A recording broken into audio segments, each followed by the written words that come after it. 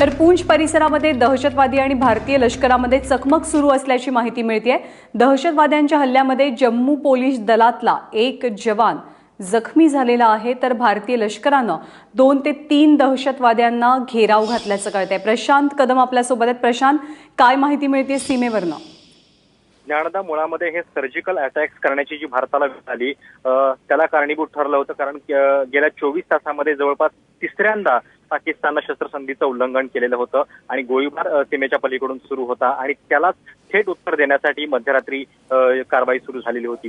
आणि आता जम्मू काश्मीर मधला जो पूंछ एरिया आहे त्या ठिकाणच्या मेंढा सेक्टरमध्ये अजूनही चकमक सुरू आहे।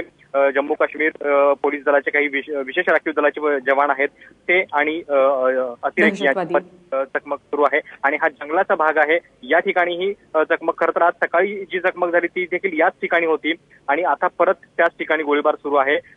एक जवान जो आहे पोलीस दलाचा तो या ठिकाणी शहीद झाल्याचं कळतं आहे, पण अतिरेक्यांना घेरण्यामध्ये देखील भारतीय लष्कराला यश आलं। प्रशांत, ताजी माहिती जाणून घेत राहू। तुर्तास धन्यवाद या माहितीबद्दल।